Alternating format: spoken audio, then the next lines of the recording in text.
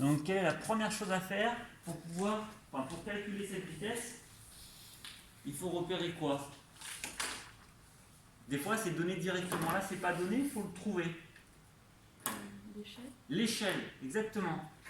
Alors, comment on peut faire pour essayer de déterminer l'échelle? On a comment on appelle ça? Le repère? C'est le repère en bas. On regarde juste par rapport à ce qu'on fait. Exactement, on voit que là, il y a 1 mètre. Et quand vous mesurez 1 mètre,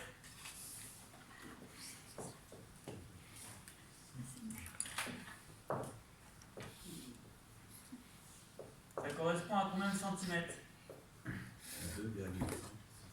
2,5 cm. Donc ça, faut pas l'oublier. Hein. Parce que vous mesurez des centimètres, mais en réalité, c'est des mètres.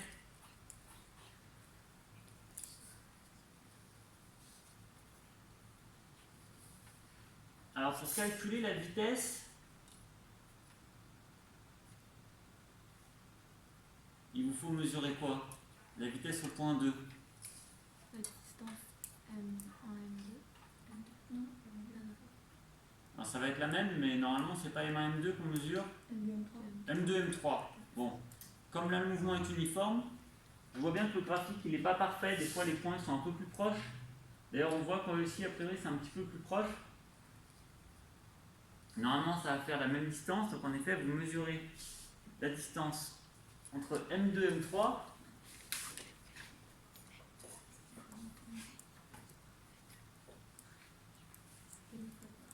Si vous hésitez dans l'arrondi, c'est-à-dire que vous avez une valeur, au millimètre près, vous ne savez pas trop, ça tombe un peu entre deux traits. Alors, soit vous pouvez utiliser 0,5 mm, soit, comme vous mesurez en ligne droite alors que l'objet se déplace en arc de cercle, il vaut mieux arrondir au-dessus.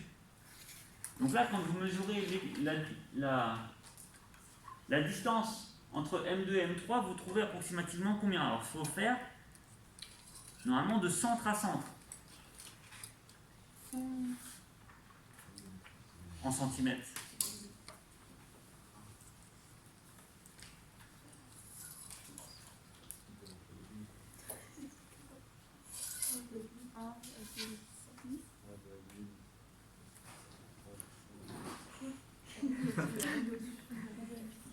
Voilà, on trouve un tout petit peu moins de 1,4, mais comme vous avez mesuré en ligne droite quelque chose qui en réalité fait un arc de cercle, ben vous allez arrondir à 1,4. Donc M2, M3. J'ai oublié, il faut diviser par le temps. Le temps de T3 moins T2. Vous avez 1,4 cm. Sauf que, évidemment, il faut convertir avec la distance réelle. Je vous laisse trouver le produit en croix nécessaire.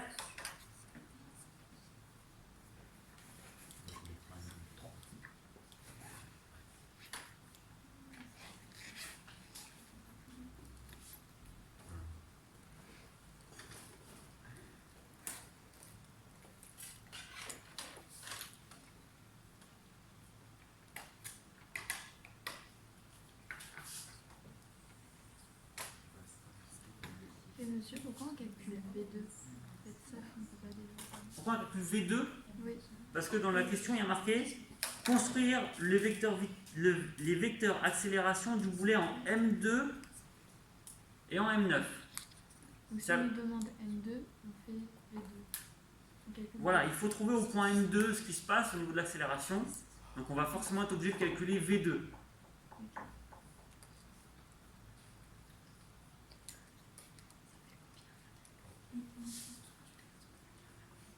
Vous avez réussi à la faire la conversion? Ça fait combien de mètres par seconde ça? Combien de mètres, pardon? 0,6. 100. Pas trouvé ça moi. 1,56. Ah mais j'ai pas fait le calcul. Si, ça fait peut-être ça, oui. En fait, pour calculer le produit en croix, si je l'écris ici, on a 1,4 cm. On veut trouver combien ça fait de mètres. On fait 1,4 fois 1 divisé par 1,5. 1,4 fois 1 mètre divisé par 2,5. 2,5 cm. On a bien les centimètres qui se simplifient, il ne restera plus que les mètres. Et je n'ai pas fait le calcul, mais ça donne une certaine valeur. 0,56. Alors là, on tombe sur 0,56.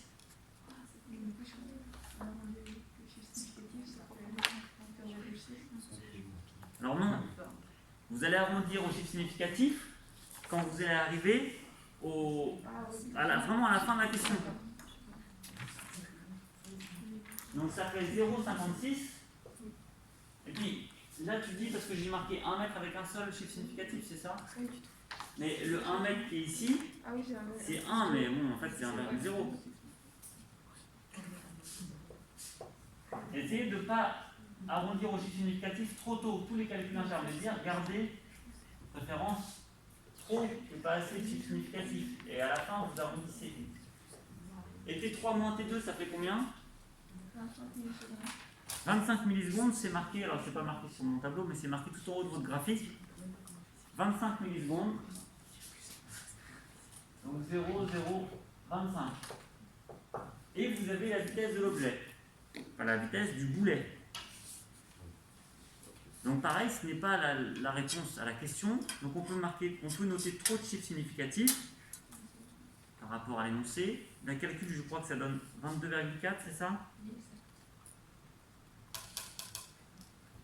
Oui, donc on va garder 22,4 mètres par seconde. Il est vrai que par rapport à la mesure qui a été faite, on a mis 1,4 cm, on a un chiffre significatif de trop. L'élève qui arrondira à 22 mètres par seconde ne perd pas de points. Mais comme ce n'est pas réellement directement la question posée, on peut garder pour l'instant trop de chiffres significatifs. Alors il faut calculer l'accélération au point 2. Est-ce que vous vous rappelez? Alors c'est marqué dans les documents. Si vous lisez le grand A, il y a marqué méthode de tracé d'un vecteur accélération. Donc je vous laisse essayer de lire pour trouver quel autre vecteur vitesse il faut tracer. Est-ce qu'il faut tracer V1? Est-ce qu'il faut tracer V3? Je vous laisse trouver vous-même en lisant l'énoncé. Moi, pour l'instant, je trace V2 et je vais choisir une échelle.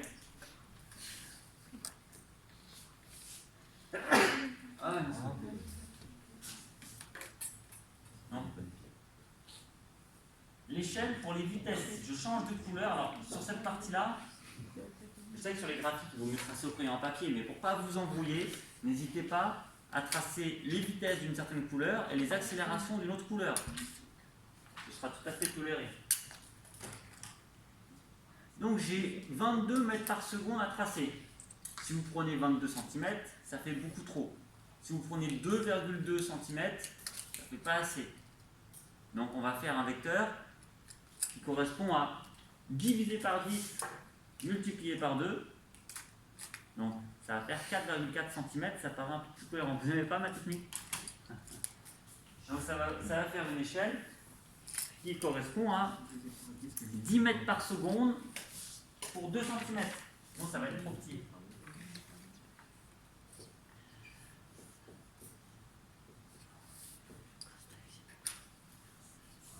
Donc 2 cm font 10 mètres par seconde. Je dois faire 22 mètres par seconde. Donc je dois faire déjà 4 cm. Et si vous voulez calculer un peu plus précisément, si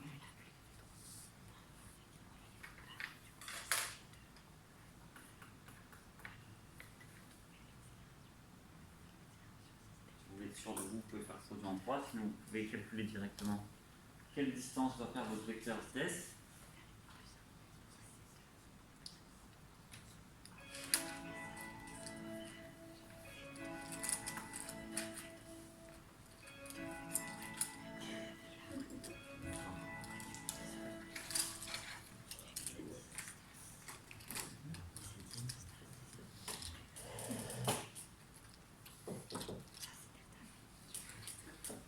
Vous voulez faire une pause?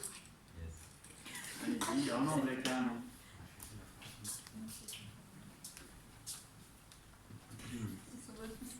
Ah, il est motivé pour la pause. Hein. Il part tellement vite qu'il risque de filmer.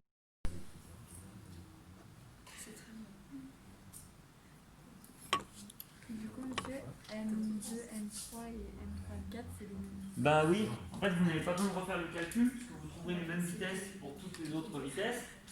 Donc l'échelle de vitesse, c'est moi qui vous la propose, vous auriez très bien pu en prendre une autre, j'ai juste choisi une échelle qui fait que vos vecteurs ne sont pas non plus trop longs, ni trop petits, mais vous auriez pu en choisir une autre et l'exercice marche tout aussi bien. Donc je dois faire un vecteur du coup de 4,4 cm. Si je prends 22 mètres par seconde, j'obtiens 4,4 par le calcul. Ah mais non, je ne vais pas faire vraiment 4 cm au tableau, sinon ça va être trop petit, mais je vais essayer de faire un vecteur tangent au mouvement.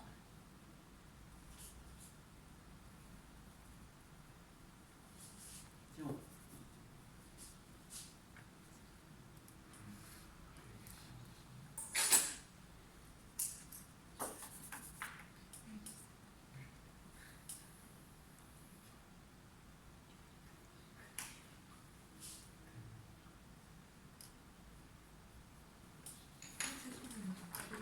Il s'agit de V2.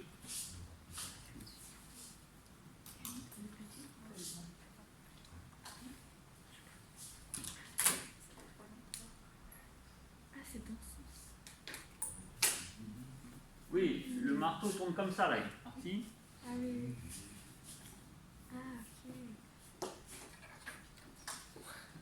Alors pour toutes les autres vitesses, il n'est pas nécessaire de faire le calcul puisque comme il est uniforme, ça veut dire que V3 va être égal à 22 mètres par seconde,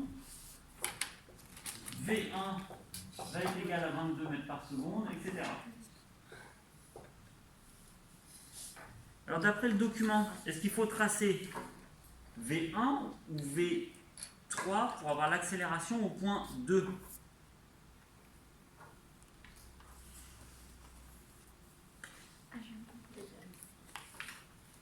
Il y a marqué A I plus 1 correspond à delta V entre I et I plus 1. Donc nous on a pris, on veut A2, on a tracé V2, et il faut donc tracer V1 et non pas V3. Très bien. Il faut tracer le vecteur d'avant pour avoir l'accélération. Donc il faut tracer V1. On a un petit problème, et c'est le même problème que possède Régressy. Vous savez, quand Régressy calcule les accélérations en faisant les dérivées, c'est toujours un problème aux extrémités, c'est-à-dire pour le premier et pour le dernier point. Parce que pour tracer la tangente, il nous manque un point. Enfin, c'est plus difficile de la tracer quand il n'y a pas le point d'avant. Donc vous essayez de faire un vecteur de la même longueur, c'est-à-dire 4,4 cm, et vous essayez de le faire tangent au mouvement.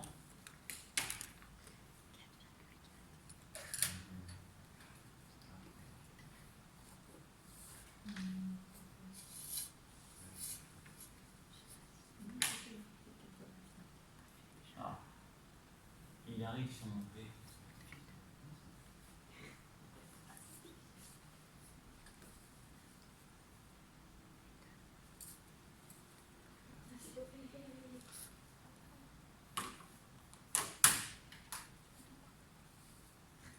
Qu'est-ce qu'il faut que je fasse maintenant? J'ai fait V2, j'ai fait V1.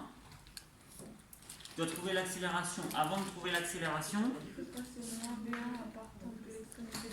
exactement, il faut tracer delta V en faisant moins V1 au bout de V2.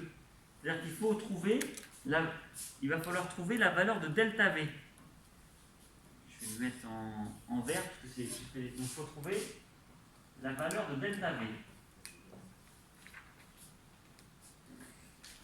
Monsieur, pourquoi c'est V1? Parce que delta, là c'est delta VI vers delta V, non, delta VI vers I plus 1. Oui, et ça c'est pour trouver A, I plus 1. Donc nous on veut A2, et le 2 correspond au I plus 1. Donc on a besoin de V2 et de V1. Okay. Donc je trace d'une autre couleur pour que ça se voit un peu, le vecteur moins V1 au bout du vecteur V2.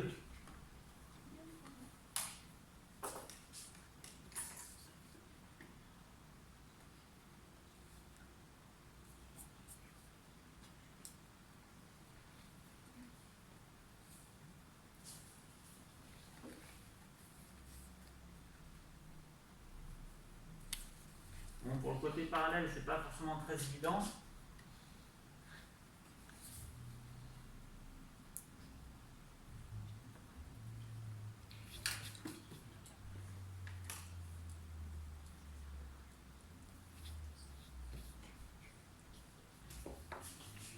Ça fait quelque chose d'approximativement comme ça.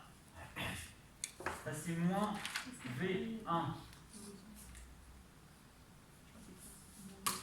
Et on peut tracer delta V. Delta V, c'est donc V2 moins V1. On part de là, on arrive là. Je trace delta V. Je vois assez rapidement que ma construction n'est pas parfaite.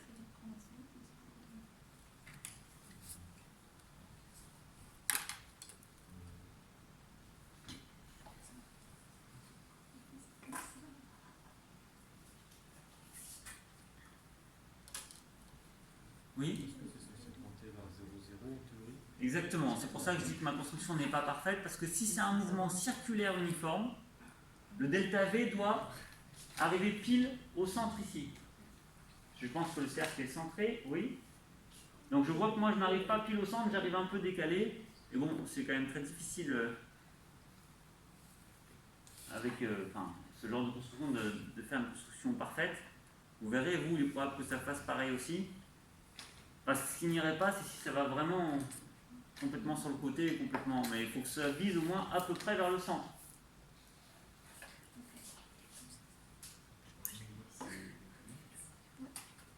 Une fois que vous avez delta V, il faut le mesurer. Vous allez essayer de mesurer delta V. Alors c'est delta V de la position 1 à 2. Je n'ai pas marqué parce que c'est un peu petit là. 1 à 2. Donc delta V.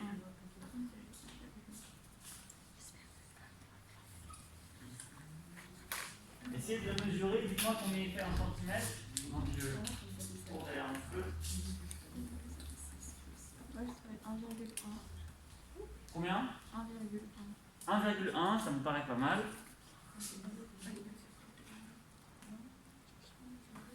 Est-ce que les autres trouvent à peu près ça? Si vous êtes d'accord, on met 1,1. 1,1 cm. Mais évidemment, ça c'est... Il faut convertir avec l'échelle.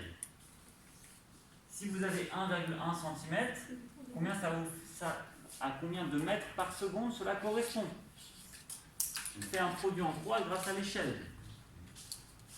1,1. Si je mets les centimètres ici, je fais 1,1 fois 10 divisé par 2 pour avoir la valeur qui est là. 1,1 cm fois 10 mètres par seconde divisé par 2 cm. Et ça vous donne la valeur de delta V.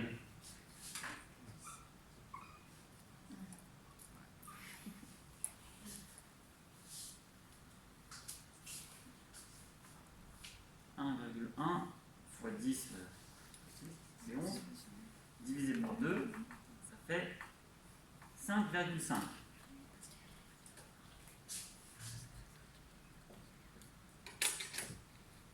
Et là, quelle unité? 5,5, c'est l'unité de delta V à votre avis? Quelle est l'unité de delta V à votre avis? C'est moi qui n'ai pas entendu là. Mètres par seconde. Mètres par seconde. C'est une variation de vitesse, donc en mètres par seconde. Ça avance, hein? C'est pas fini, mais c'est presque fini, puisqu'il faut trouver en fait l'accélération.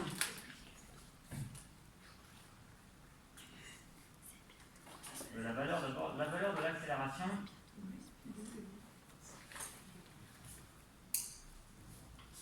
Au point 2.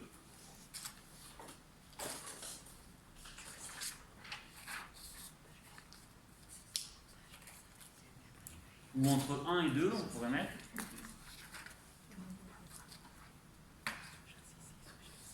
La formule, bah, c'est donc delta V divisé par l'écart de temps. Donc delta V 1 à 2 divisé par T2 moins T1. Vous avez donc 5,5 divisé par 0,025 secondes.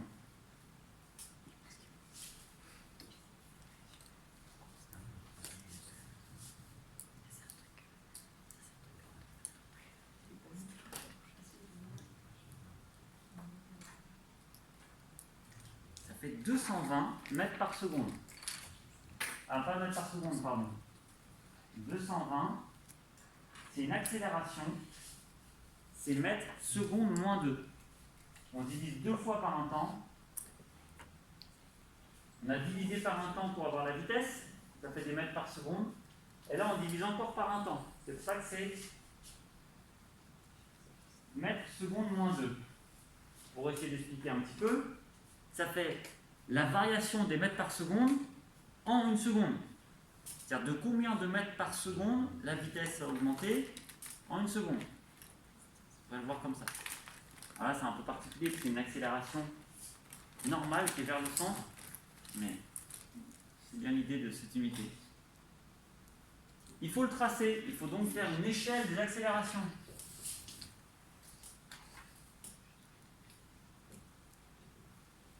Je pensais avoir le temps de faire un cours après, mais ça va être difficile. Échelle des accélérations, on doit tracer quelque chose qui fait 220. On peut prendre 100 mètres par seconde égale 1 cm. C'est pas des mètres par seconde, ça fait 2 fois que je fais l'erreur, mais mètres seconde moins 2. Allez, 50 € de moins sur le salaire. Non, peut-être pas, ça va me faire que 1000 €, c'est un peu dur quand même. Et ça, c'est 1 cm.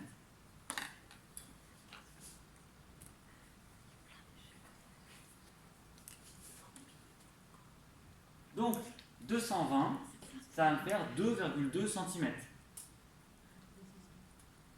Vous faites le vecteur A qui va donc avoir même sens, même direction que delta V, mais avec 220 mètres par seconde, ça va faire 2,2 cm. Donc j'essaie de faire même sens, même direction.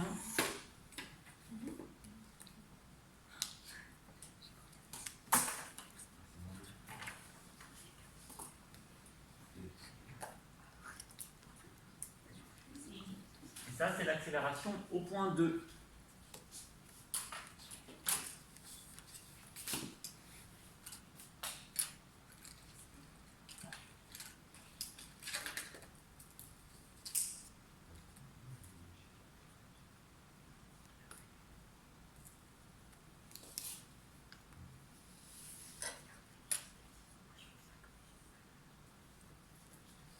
Vous allez être sorti avec les constructions. Ouais, c'est l'air d'aller. Donc je pense que c'est pas spécialement une erreur de ma part, mais je pense que c'est une erreur dans le graphique, dans la position des points, parce que je vois qu'on trouve tous une flèche.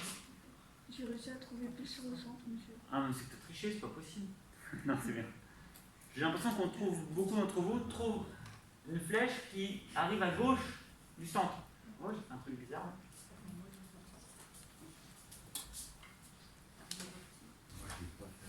Ouais, toi aussi, c'est ça, un peu à gauche. Donc, c'est probablement lié à une mauvaise position du point. Okay, après, c'est 3 à droite. Il n'est pas un peu long celui-là, hein, mesure-le. Peut-être qu'il ne fait pas 4,4 cm celui-là. Hein. C'est pour ça, hein. J'ai oublié de mesurer. Hein. C'est pour ça que ça ne va pas. Ok, ça a l'air bien. Ça fait combien Ah, mais toi aussi, vous êtes copié dessus là. Ah, peut-être qu'on va voir.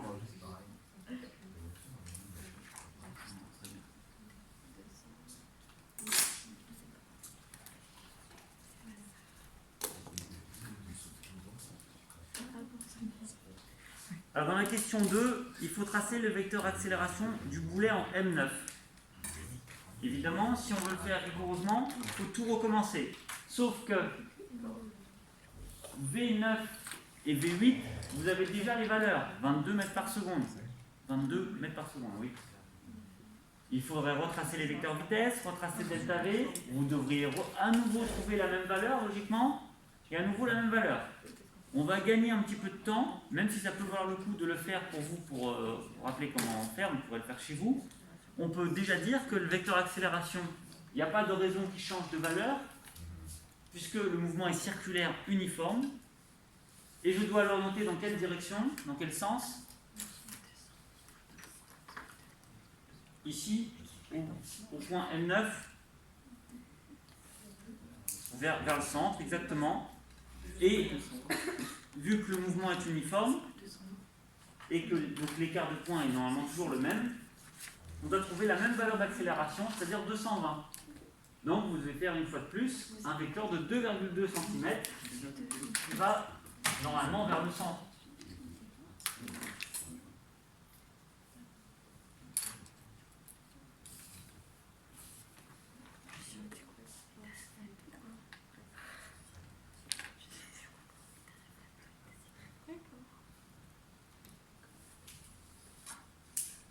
C'est mon 9 ressemble à un G, on l'a déjà dit plusieurs fois. De toute façon, il est trop petit, vous ne pouvez pas le lire. Très bien.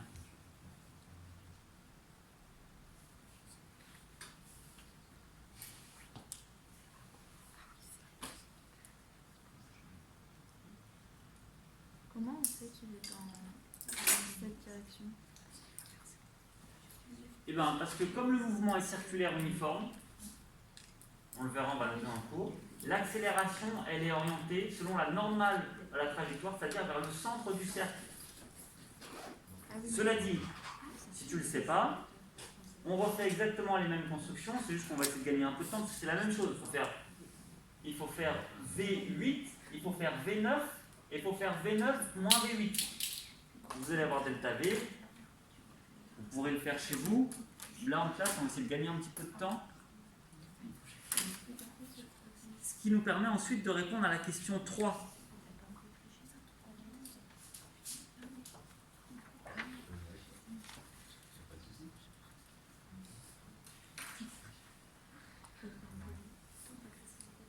Il faut en déduire les coordonnées AN et AT du vecteur accélération dans le fameux repère de Freinet. Le repère de Freinet, je vous rappelle que l'accélération, elle peut être décomposée selon deux composantes. Une qui est normale à la trajectoire et une qui est tangentielle à la trajectoire. On a AN et AT.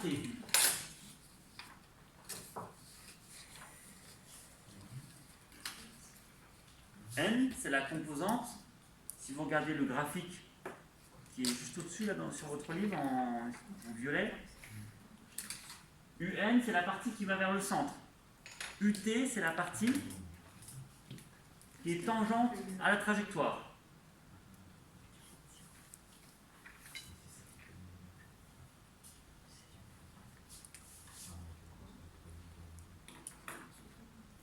Donc l'accélération dans le repère de Freinet, on peut la noter de cette manière.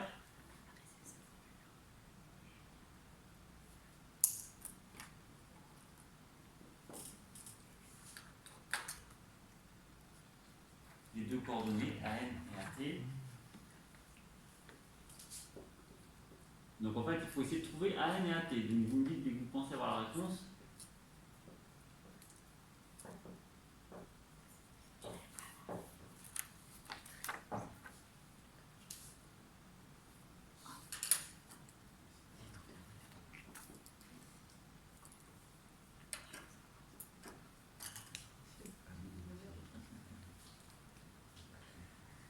Alors, AN, il vaut combien à votre avis?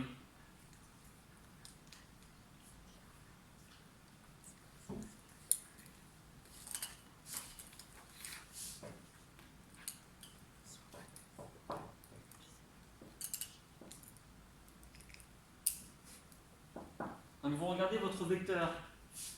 Il est selon AN ou selon AT? On prendra que ça? Tiens, je rappelle, qu'est-ce que c'est? En chaque point du mouvement, il y a deux composantes différentes.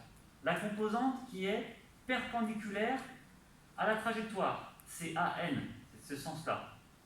La composante qui est tangente à la trajectoire, c'est ce sens-là. Donc, que ce soit ici ou là, il y a une composante qui doit être normale à la trajectoire et une composante tangente à la trajectoire. L'accélération que vous avez tracée là, elle correspond plutôt à AN ou plutôt à AT? AN. Et quelle peut être la valeur de AT selon vous là?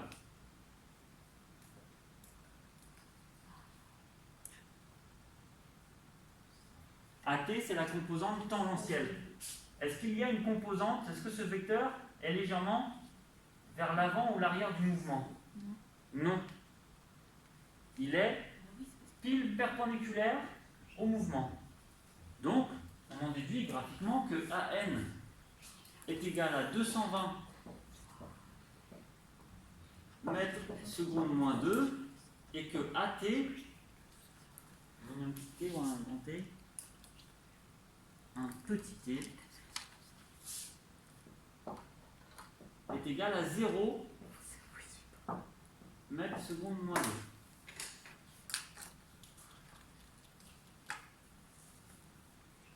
Alors là, ça vous paraît peut-être un peu dur, mais après ça ira très vite. Vous verrez un mouvement circulaire uniforme. Ok, si c'est uniforme, AT est égal à 0 et l'accélération est égale à AN. Ça va venir tout seul, ça ira très vite. C'est le cas où l'accélération est dirigée vers le centre du cercle décrit par la trajectoire. Donc c'est pareil pour le point 9. Donc ça c'est au point 2, mais c'est valable partout, c'est valable au point 9 aussi, donc on va pas le dire pour le point 2 ou pour le point 9, parce que dans les deux cas c'est la même chose. Par contre on va s'autoriser à répondre à la question 4 pour vérifier nos mesures, parce qu'il y a une formule qui permet de calculer AN et AT. Montrez que ces coordonnées sont en accord avec le complément scientifique. Le complément scientifique, il vous dit quoi? Il vous dit que AN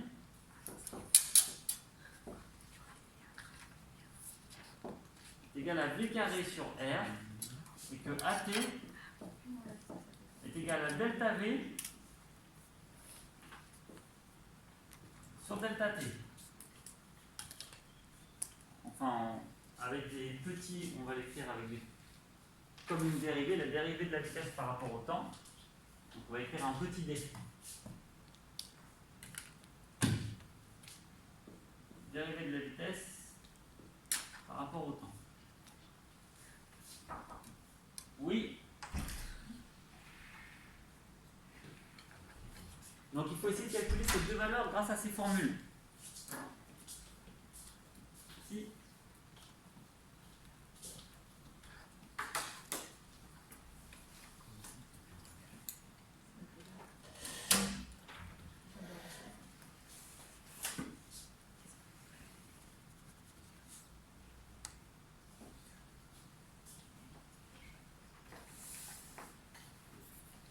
Alors pour l'instant, tu as tout au tableau, Graham. Copier, il manque juste la flèche, pas la flèche, la feuille.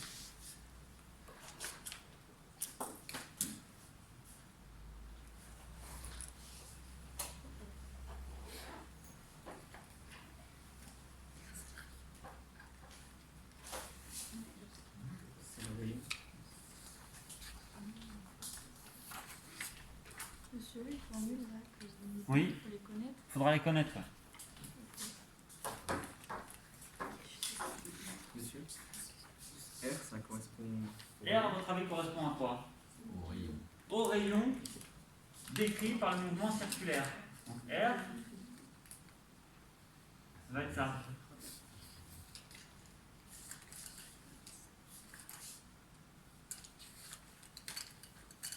Donc V au carré, vous l'avez la vitesse de V? On a dit 22. Alors on a trouvé 22,4. Donc là, éventuellement, soit on peut reprendre 22,4 pour le calcul. On peut aussi garder 22.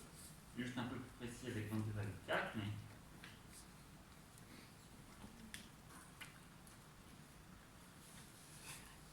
Il faut mesurer R. R, vous trouvez combien en centimètres?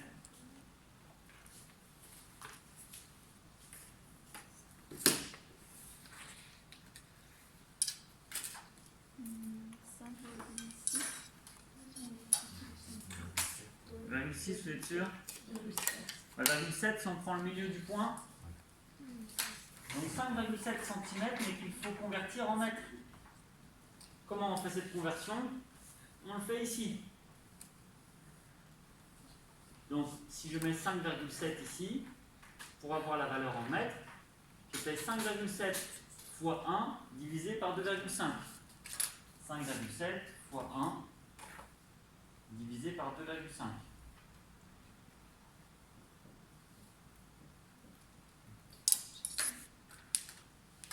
Donc ça fait 5,7 divisé par 2,5. Ok. On fait 2,28. Et après, vous faites le calcul. Et là, il faut espérer que ça se passe bien, que vous trouviez un résultat pas trop éloigné de ce que vous avez trouvé avant graphiquement.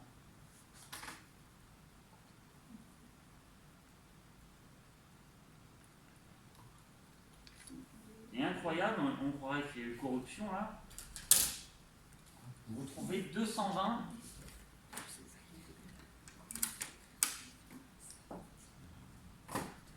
mètres secondes moins 2. Alors par contre, si vous avez pris que 22 au carré, on trouve un résultat légèrement différent, je suppose. Bon, 212, ça reste quand même proche de la valeur que vous avez obtenue graphiquement.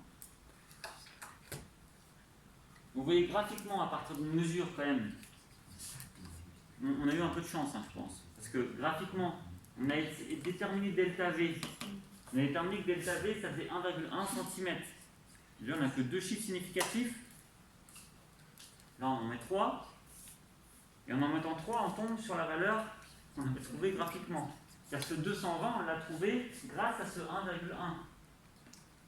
Donc on a été un petit peu chanceux, je pense, de retrouver pile la valeur trouvée précédemment. Oui?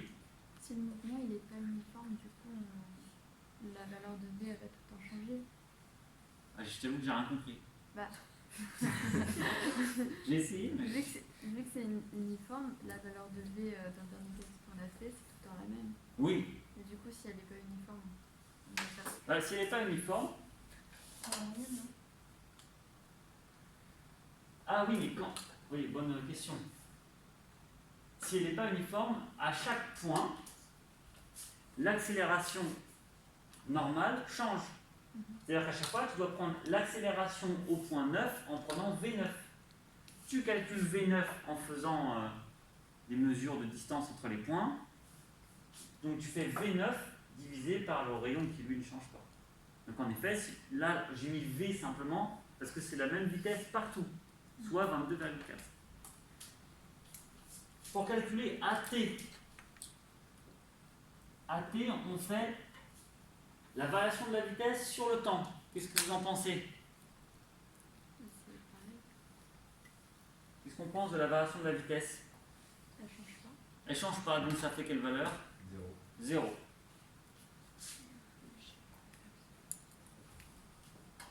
Donc on constate que les valeurs obtenues avec la formule qui est donnée dans le complément scientifique, les valeurs obtenues correspondent, alors ça correspond pile aux valeurs trouvées graphiquement, c'est un peu un miracle, hein, mais ça montre bien que les formules sont justes et que la méthode utilisée a été juste.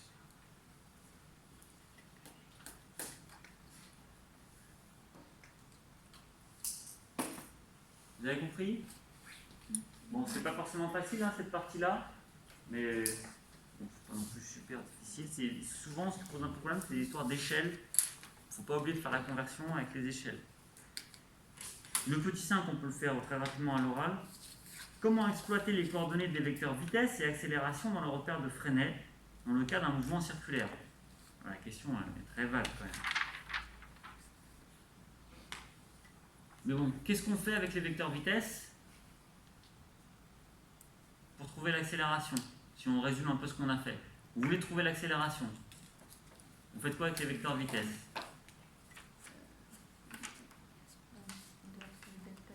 on doit trouver delta V.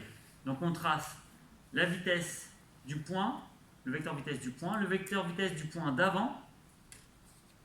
On fait la soustraction V2 moins V1, on a delta V. On en déduit la valeur de delta V en le mesurant. On peut trouver alors l'accélération en faisant delta V divisé par l'écart de temps, par le temps qui est entre les deux points. Et l'accélération, si c'est un mouvement circulaire uniforme, on sait que c'est l'accélération normale. Si ce n'est pas circulaire uniforme, on peut quand même calculer l'accélération normale en faisant V carré sur R, mais en prenant bien la vitesse qu'on a calculée au point considéré. Ça veut dire que cette accélération normale va changer selon la vitesse. Plus la vitesse est grande, plus l'accélération normale va être grande.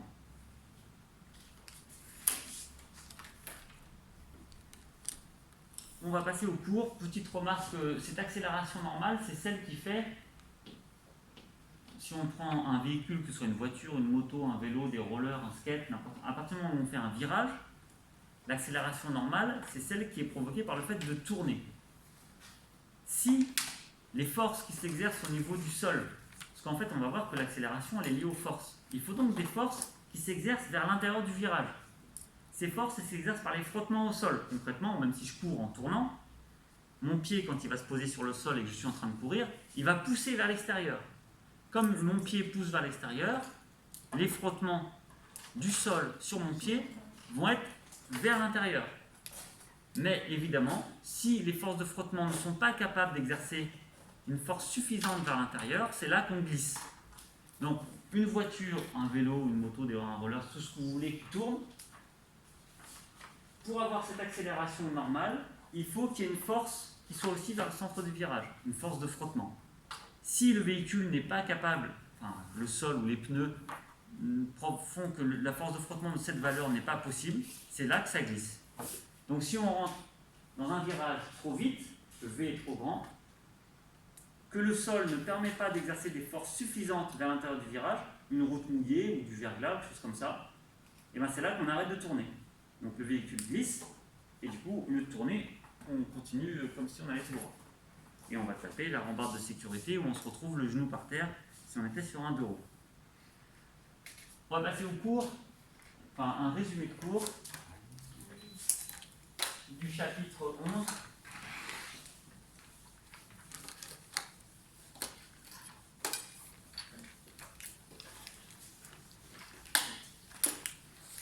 Donc, chapitre 11. On a 20 minutes. Allez.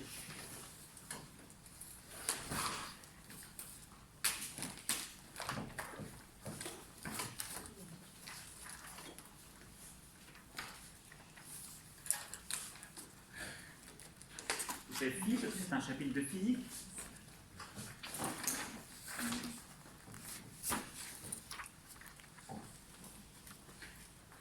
Mouvement et deuxième loi de Newton. Il n'y a pas de S, on va dire qu'il y a qu'un seul mouvement. Mouvement et deuxième loi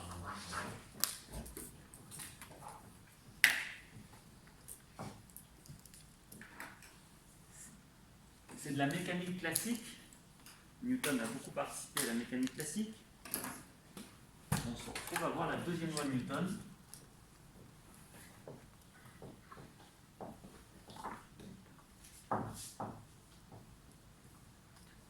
Donc dans votre livre, le cours est de la page 221 à 224.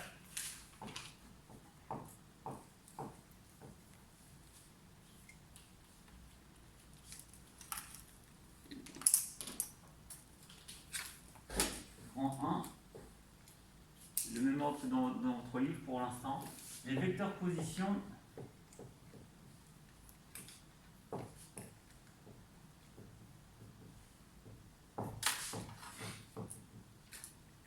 Vitesse et accélération.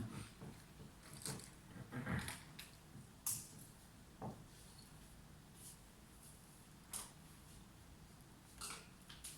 peut même considérer qu'une seule position, vous pouvez mettre un S ou ne pas mettre de S comme vous voulez. Qu'est-ce qui m'arrive?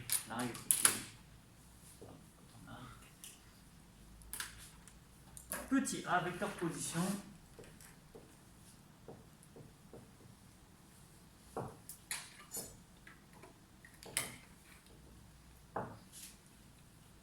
On va aller très vite pour cette partie-là.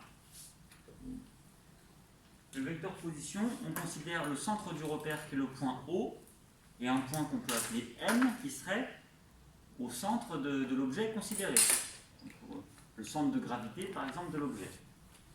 On a alors la position qui est décrite par le vecteur OM. Ce vecteur OM, si l'objet se déplace, il dépend du temps.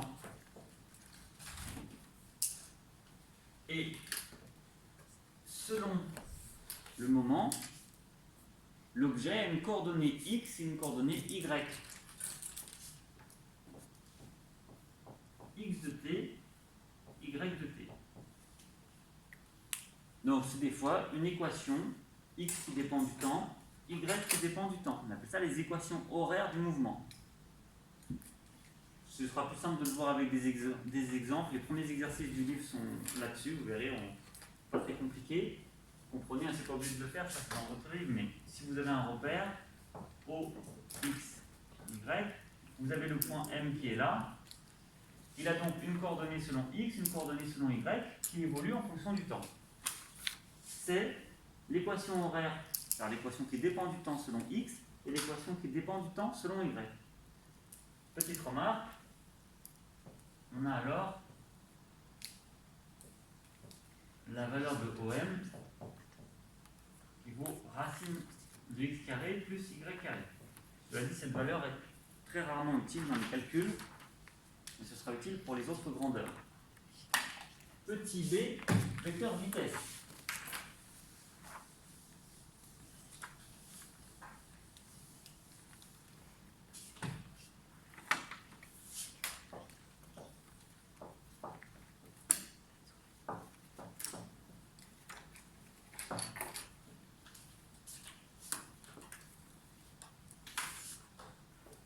Donc là, on a un petit peu plus de choses à noter, puisque on peut calculer la vitesse comme on vient de le faire. On a à ce moment-là, pour la vitesse, au point I, si on veut avoir sa vitesse, on va considérer la partie MI plus 1. Donc là, je mets un vecteur, si je parle du vecteur. Et on divise par le temps, ti plus 1 moins ti. Plus concrètement, si je veux la vitesse au point 3, je mesure la distance entre les points 3 et 4 et je divise par le temps qu'il y a entre les points 3 et 4. Donc je fais T4 moins T3. C'est ce qu'on a fait tout à l'heure. On voit que pour avoir VI, on considère le point I et le point I plus 1. Donc le point d'après. Alors que pour l'accélération, si on veut l'accélération en un point, on va considérer la vitesse en ce point et la vitesse d'avant. On a en fait V qui est égal à la dérivée de la position par rapport au temps. On va l'écrire, le vecteur vitesse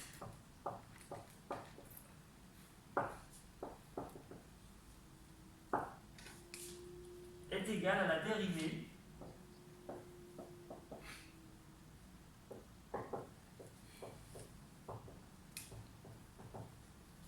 ça c'est mon cerveau qui déraille, mais j'ai entendu un loup.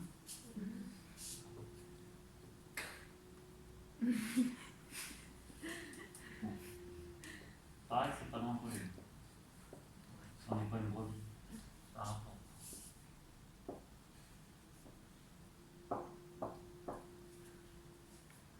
Donc, le vecteur vitesse est égal à la dérivée par rapport au temps du vecteur position.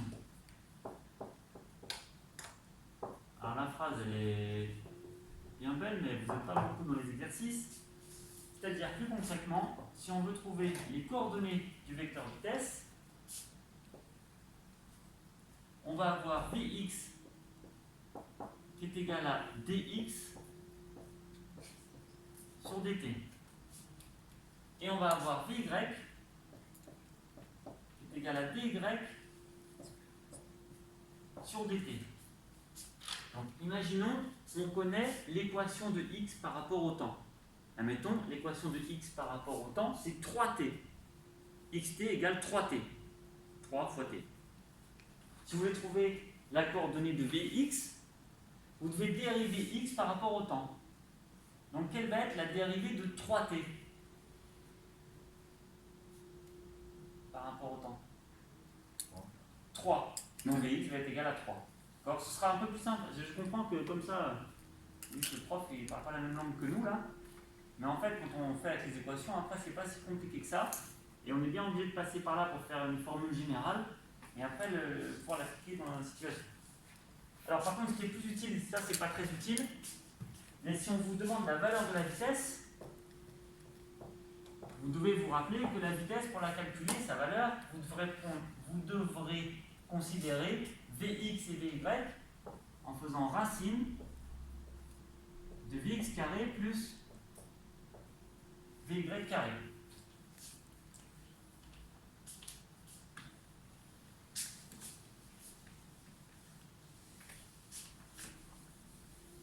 Et il reste la dernière partie qui est donc le vecteur accélération. Ça va beaucoup ressembler à ce qu'on a marqué juste à côté. Il y aura juste quelques différences.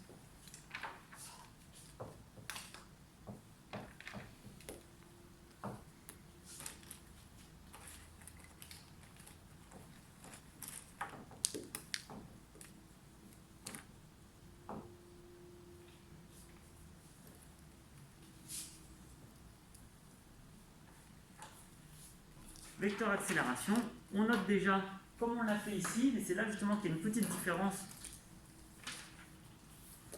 C'est que finalement, la formule se ressemble beaucoup, mais pour calculer l'accélération de i plus 1, on va utiliser la vitesse en i plus 1 et la vitesse en i. C'est-à-dire, on fait delta v, v étant la vitesse, de i à i plus 1. Ça veut donc dire que si l'accélération, je la prends au point 6 par exemple, je dois considérer la vitesse au point 6 et au point 5. Donc on doit considérer la vitesse à ce point et la vitesse au point d'avant. Alors que là, pour calculer le vecteur vitesse, on tient compte du point correspondant et du point d'après. Sur l'écart de temps, donc c'est delta t, c'est un petit peu la même chose que là-bas. On peut écrire delta t directement, ou on peut écrire ti plus 1 moins ti, c'est la même chose. C'est juste la notation qui est différente, mais c'est bien la même chose.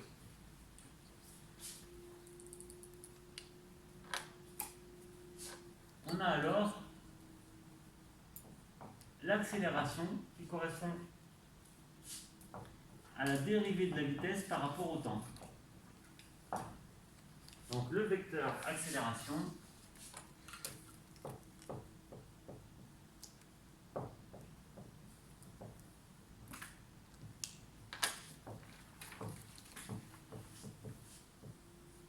est égal à la dérivée par rapport au temps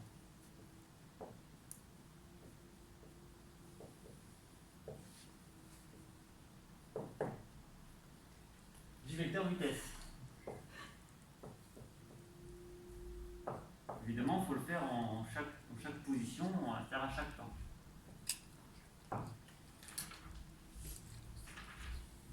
Et on peut écrire les coordonnées du vecteur accélération. Donc si on le fait dans la base, le repère normal, enfin le repère normal, non, le repère le plus couramment utilisé, que vous connaissez le plus, c'est-à-dire OX, OY, X pour l'horizontale, Y pour la verticale, on va écrire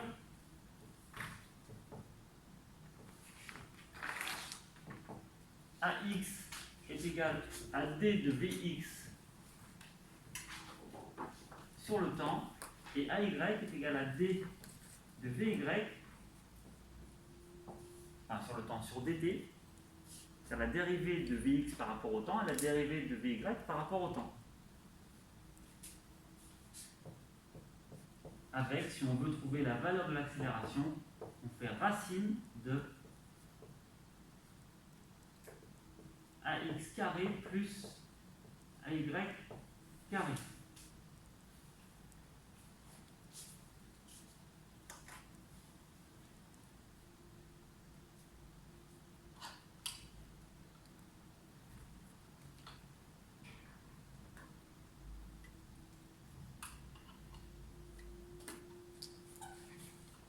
Donc on écrira plutôt le grand 2 demain. Et pour comprendre ce qu'on vient d'écrire, que ça ne soit pas trop abstrait, il suffit de regarder les 4 premiers exercices, c'est-à-dire les 2, 3, 4, 5, page 228. Vous pouvez le mettre en application ici. On va commencer à faire ça.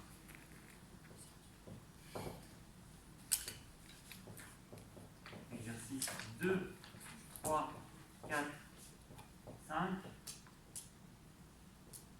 page 228.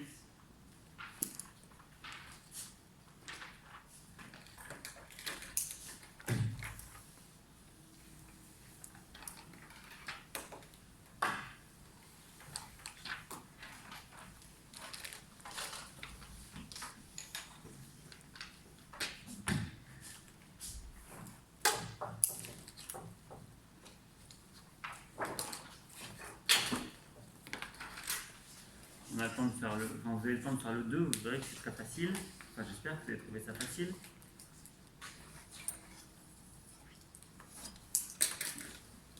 Le 3 est peut-être le plus difficile de ces 4 exercices. C'est peut-être bien le 3. Vous pouvez peut-être faire en dernier. Donc en fait, là on a un petit peu de temps pour faire le 2 et le 4, les deux qui sont corrigés.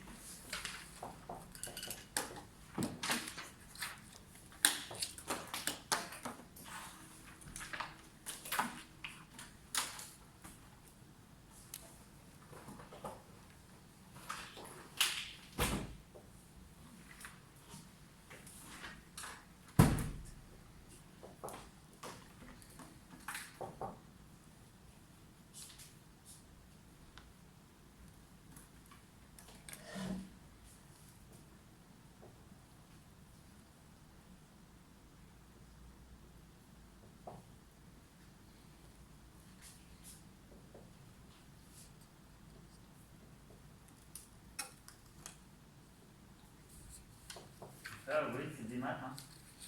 Quand vous faites des dérivés en maths, bah, ça sert à ça, notamment.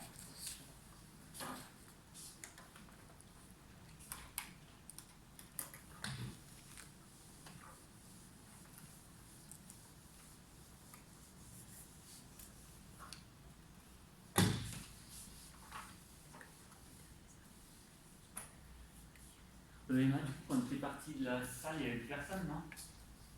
J'avais fait un...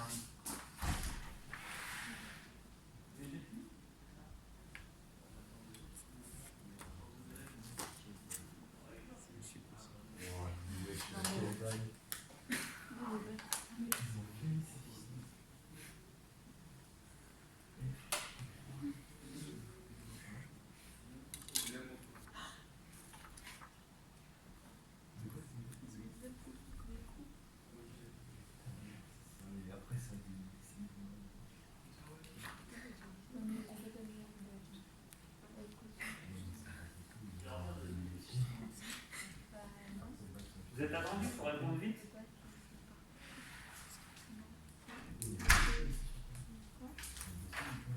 Alors vous avez trouvé pour ça AT plus B, si on dérive, ça fait quoi? On dérive par rapport au temps.